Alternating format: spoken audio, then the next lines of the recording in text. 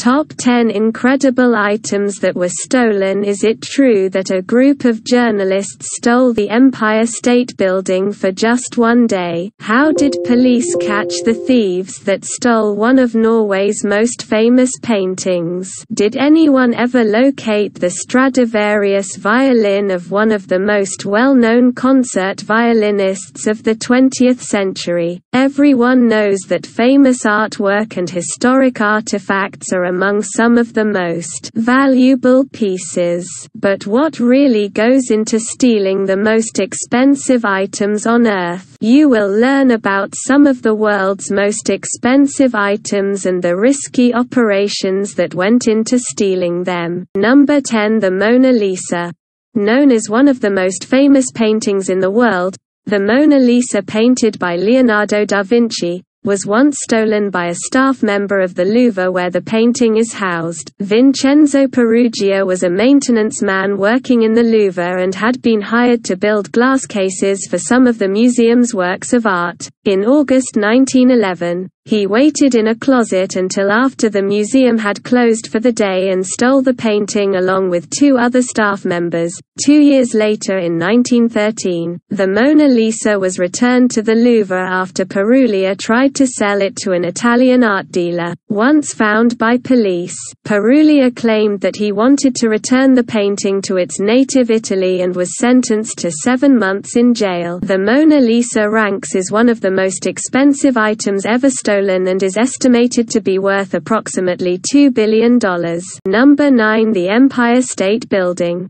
Back in 2008, Daily News pulled off one of the largest heists ever recorded in history. In order to prove to the city that their record-keeping system needed to be updated, Daily News briefly stole the $1.89 billion property on which the Empire State Building sits. The journalists drafted up fake documents, placed a fake notary stamp on them, and submitted the paperwork to the city. The city officially stamped the documents that same day, which then allowed the deed to the property to be turned over to Daily News. This process revealed an enormous loophole in the city's system which did not require city clerks to verify information on these documents. Fortunately, Daily News rightfully returned the property to the city within 24 hours of the scam and the laws were changed. Number 8. The Concert. The Concert was a painting done by famous artist, Johannes Vermeer, between the years 1663 and 1666 and was placed in the Isabella Stewart Gardner Museum in Boston, Massachusetts. The painting pictures 2 women and a man in a parlor, focusing on music. In the early morning hours following Boston's St. Patrick's Day celebrations in 1990, 2 thieves disguised as policemen requested to enter the museum to investigate a disturbance. The guards allowed the fake policemen to enter, and once inside, the thieves handcuffed and tied up the guards in the basement. Over the course of 81 minutes, the thieves stole 13 pieces of art and left the guards handcuffed in the basement. Of the 13 pieces stolen, the Concert was the most valuable and is worth an estimated $200 million. The whereabouts of the art is still unknown and remains one of the greatest mysteries in the art world today. Number 7. The Amber Room. Known by some as the 8th wonder of the world. The Amber Room was a creation by Andreas Schluter starting in 1701 and was completed in 1770 after many other architects and craftsmen had also worked on the room. The room was originally housed in the palace of King Frederick I and Queen Sophie Charlotte, but was moved to 2 other locations, Berlin City Palace in 1716 and the Catherine Palace in 1755. Upon its completion, the room spanned over 590 square feet and contained more than 6 tons of amber panels. Today, the room is estimated to be worth approximately $140 to $280 million. The Amber Room remained in Russia until the Nazis raided St. Petersburg in 1941, when they dismantled the room and shipped the pieces to Königsberg Castle in Germany on Hitler's orders. After the room was erected, it stayed in the castle for 2 years until the war shifted in favor of the Allied forces and Hitler then ordered the room to be packed and shipped. The castle was heavily bombed by Russian Allied forces in 1944 and a mystery remains as to whether the room was stowed in the castle and destroyed during the bombing or if it had already been removed. Number 6. The Scream. In 1994, one of Norway's most prized paintings was stolen from a museum in Oslo. The Scream, painted by Edward Munch, is worth about $120 million and is the most famous of the 4 versions of the painting. Munch finished the painting in 1893 and it was eventually placed in the National Gallery in Oslo. The painting was stolen in under 1 minute on the opening day of the 1994 Winter Olympics in Lillehammer. The thieves used a ladder to reach a window on an upper floor, broke through the window, and cut down the painting. Days after the robbery, the Norwegian government had been demanded $1 million in ransom, but did not end up paying the money as they were unsure whether the demand was legitimate. 3 months after the artwork was stolen, it was found fully intact in a hotel about 40 miles outside of Oslo, but authorities still had no leads on the identities of the thieves. A couple of years later, police had found pieces of the artwork's frame in a small town north of Oslo and a note from the thieves. It wasn't until January 1996 that 4 men were arrested and sentenced in relation to the robbery. Number 5. The Saliera. The Saliera is a gold sculpture created by artist Benvenuto Cellini between 1540 to 1543 for Francis I of France. The sculpture was eventually passed to Charles IX, then Archduke Ferdinand II. The Saliera functions as a salt cellar and depicts Ceres, the goddess of agriculture, and Neptune, the god of the sea. This gold-plated work of art is worth an estimated $60 million and was placed in Vienna's Art History Museum. In 2003, a security alarm specialist named Robert Mang became interested in the item and climbed up the building, broke a window, and hijacked the sculpture.